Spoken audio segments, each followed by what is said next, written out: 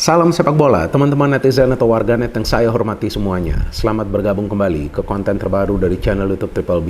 Pertama-tama saya ingin berterima kasih kepada teman-teman yang mendukung kemajuan dari channel YouTube Bola Bung Binder, karena hingga hari ini jumlah subscribers telah melewati 756.000. Luar biasa dukungan yang teman-teman berikan. Dan seperti biasa, saya harapkan dukungan dari teman-teman akan tetap konsisten dan saya akan selalu memberikan analisa secara logis, pakai akal sehat dan tentunya fair.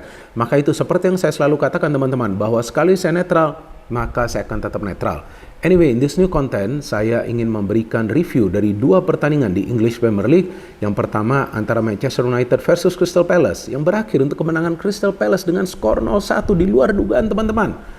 MU kembali kalah di kandang sendiri. Artinya untuk kedua kalinya MU telah kalah di kandang sendiri setelah sebelumnya mereka kalah lawan Brighton and Hove Albion.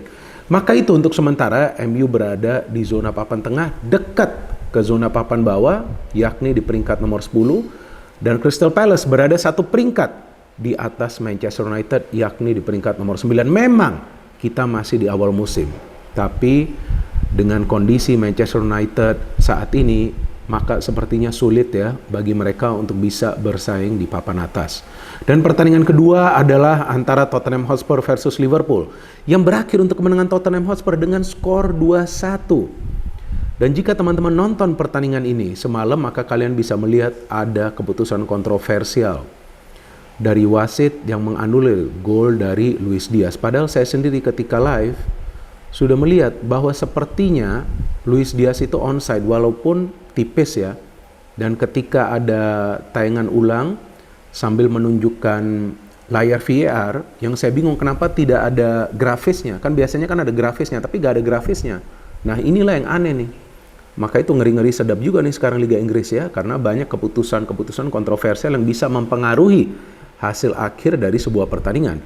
Tapi dengan hasil akhir ini berarti Tottenham Hotspur bisa kembali menang atas Liverpool teman-teman.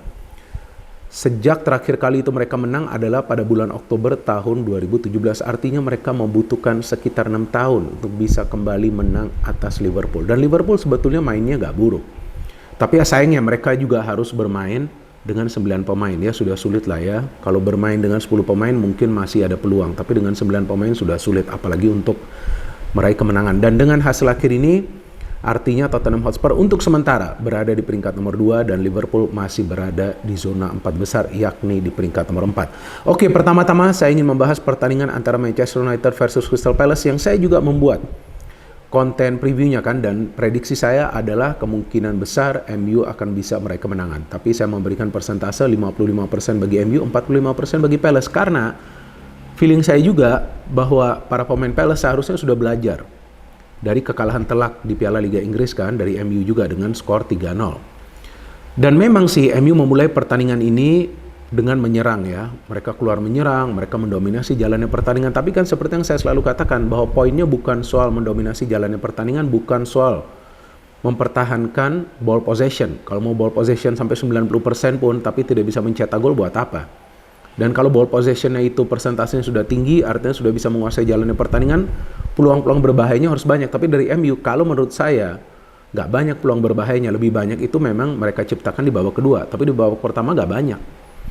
Dan Crystal Palace jelaslah terlihat ya, taktik dari pelatih mereka Roy Hodgson kali ini meminta para pemainnya untuk bertahan secara dalam. Jadi ini sepertinya taktiknya bukan parkir bis tapi parkir pesawat. Jadi lebih luas nih pagar yang mereka bentuk di lini pertahanan. Maka itu sulit juga bagi para pemain MU untuk bisa menciptakan peluang yang berbahaya. Tapi seharusnya kan itu bukan alasan MU kalah.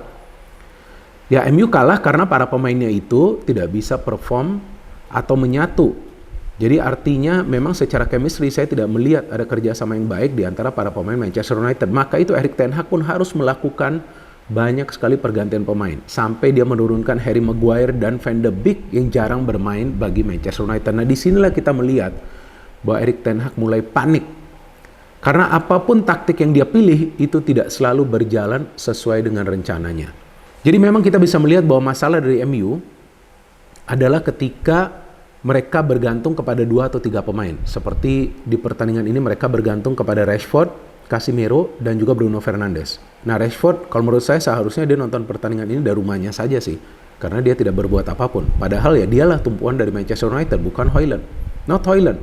Ya mungkin kalian akan mengatakan Højlund masih membutuhkan waktu adaptasi, gak bisa seperti itu. Kalau dia memang striker bagus, seharusnya dari 2 pertandingan atau 3 pertandingan dia seharusnya sudah bisa mencetak gol di Premier League, tapi kan enggak.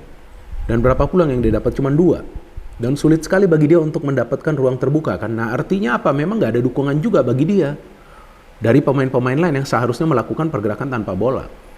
Dan MU memang lah kalau main di Old Trafford, waduh semangatnya tinggi kan, tapi buat apa cuma main pakai otot, harusnya main pakai otak juga.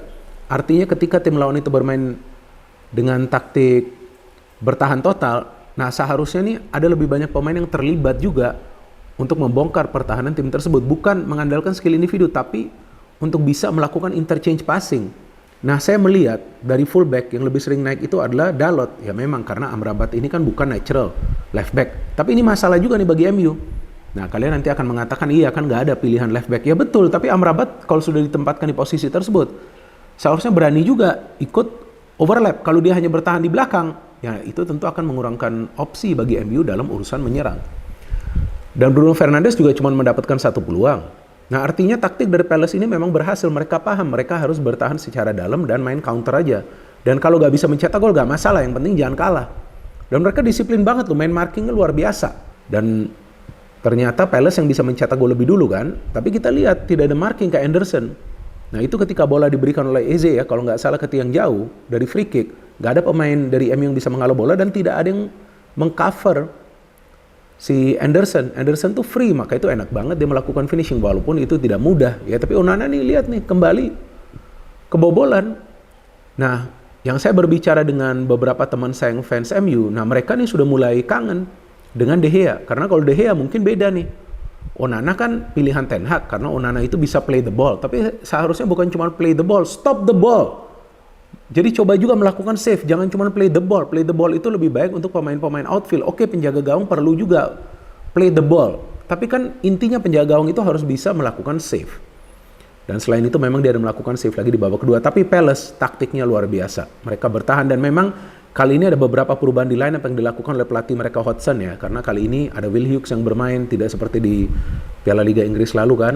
Di pertahanan juga ada Anderson yang bermain dan Rob Holding kali ini tidak bermain bersama Richards ya. Jadi memang beberapa perubahan ini juga yang membuat permainan dari Palace di lini pertahanan mereka itu solid nih teman-teman. Nah ini dia ya, ada Guehi juga bagus. Dan seperti yang saya jelaskan, penjaga gawang mereka Johnston ini kan bagus. Maka itu dia ada melakukan beberapa saves yang krusial. Jadi kalau menurut saya, ya ini MU kalah bukan karena sial, tapi memang MU layak kalah karena para pemain mereka memang tidak bisa nyetel sebagai satu unit. Padahal Ten Hag juga melakukan banyak sekali pergantian pemain, tapi yang saya sayangkan kenapa Hannibal tidak dimainkan. Nah, kalau menurut hemat saya lebih baik memainkan Hannibal daripada Van de Beek, tapi itulah pilihan dari Erik ten Hag. So anyway, sekarang saya ingin membahas pertandingan kedua antara Tottenham Hotspur versus Liverpool yang adalah pertandingan yang sangat seru ya teman-teman. Semalam saya juga siaran pertandingan ini dan memang yang saya jelaskan Tottenham adalah tim yang berbeda musim ini karena mereka bermain lebih menyerang. Dan saya juga ada membuat konten preview untuk pertandingan ini dan prediksi saya Tottenham kemungkinan besar akan bisa meraih kemenangan dengan persentase 55% bagi Tottenham dan 45% bagi Liverpool. Tapi menurut saya Tottenham beruntung bisa meraih kemenangan teman-teman semalam karena Liverpool were not bad at all, oke? Mereka bagus sekali permainannya, bukan saja ketika 11 lawan 11 tapi juga ketika 10 lawan 11 atau juga 9 lawan 11. Artinya pertahanan mereka tuh solid karena didukung oleh para pemain di lini tengah. Tapi the problem adalah ketika memang para pemain mereka kurang jumlahnya ketika mereka bertahan. Jadi itu yang juga menyulitkan para pemain Liverpool sehingga mau tidak mau yang mereka lakukan itu hanya menghalau bola. Dan sangat disayangkan Matip itu salah menghalau bola ketika crossing itu diberikan oleh Pedro Porro kalau nggak salah. Dan memang para pemain Tottenham Hotspur itu sebetulnya sudah tidak bisa mencari jalan keluar dari kesulitan mereka untuk mencetak gol ke gawang dari Alisson. Selain juga beberapa save dari Alisson, beberapa kali para pemain Tottenham Hotspur juga sulit menciptakan peluang yang berbahaya. Dan memang dari jalannya pertandingan, dua tim ini saling nyerang. Tapi memang yang tampak berbahaya itu adalah Liverpool karena lini depan mereka ini memang sangat berbahaya. Diaz, Gakpo, dan juga Salah. Jadi setiap kali Liverpool menyerang, tampak mereka kemungkinan akan mencetak gol. But Tottenham dengan possession mereka, dengan passing game mereka juga tidak buruk. Dan mereka memang membutuhkan waktu yang lama untuk bisa nyetel. Karena high pressing dari para pemain Liverpool itu menyulitkan para pemain Tottenham Hotspur untuk bermain passing game. Sehingga para pemain Tottenham Hotspur perlu bermain dalam ruang yang sempit. Tapi mereka tetap bisa melakukan itu karena mereka punya James Maddison di tengah. Dan akhirnya Tottenham bisa mencetak gol ketika Maddison kalau nggak salah yang memberikan terupas, Richarlison bisa memberikan umpan kepada Son, and that's it, 1-0. Tapi Liverpool kan tidak nyerah. Nah, Liverpool tidak nyerah dan seharusnya tuh Liverpool sudah mencetak gol ya ketika si Diaz itu ya yang dinilai offside. Padahal tuh kalau saya lihat dari real time saja tampaknya Diaz itu tidak offside. Tapi ya ketika dinilai offside saya pikir oh ini saya salah nih artinya. Tapi saya bingung kenapa gak dikeluarin garis tuh ketika ada tayangan ulang VAR. Biasa kan dikeluarin garis ditunjukin nih offside-nya di mana. Dan ternyata badan wasit Liga Inggris kan telah mengakui kesalahan mereka. Aneh banget mengakui kesalahan mereka tapi Liverpool kan dirugikan. Tapi ternyata Liverpool walaupun bermain dengan 10 pemain karena Curtis Jones akhirnya mendapatkan kartu merah ya karena memang pelanggarannya keras ya. Yang dia lakukan kalau nggak salah tuh ke Bissouma. Ya mereka bisa menyamakan kedudukan dan kita lihat memang para pemain Liverpool tuh main direct. Kasih bola cepat ke depan. Szoboszlai memberikan bola ke tiang jauh. Ada Van Dijk dan kemudian ada Gakpo yang bisa melakukan finishing. Babak kedua ya Liverpool tetap ya coba untuk main high pressing, main counter attack. Mereka tampak berbahaya. Ada saves juga yang dilakukan oleh Vicario, penjaga gawang dari Tottenham Hotspur. Dan sayangnya kemudian Jota mendapatkan 2 kali kartu kuning ya. Dia akan masuk menggantikan Gakpo yang memang tidak bisa melanjutkan permainan.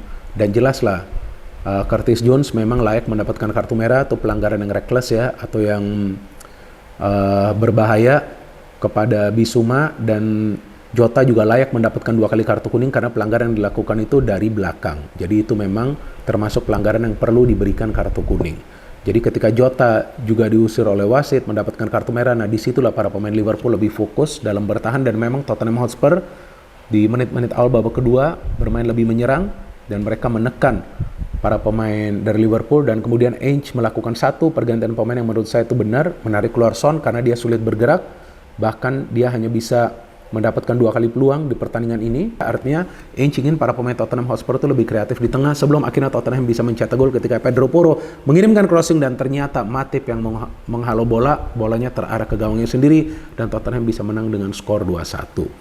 So ini adalah kemenangan yang vital bagi Tottenham Hotspur dan sementara ini mereka berada di peringkat nomor 2. Memang Arsenal juga meraih kemenangan dengan skor telak 0-4 tapi saya tidak nonton pertandingan tersebut. Memang City juga kalah lawan Wolves tapi saya juga tidak nonton pertandingan tersebut dan saya yakin teman-teman musim ini Liga Premier Inggris akan semakin ketat dalam persaingan di papan atas untuk bisa menyelesaikan musim ini dengan berada di top 4 zone.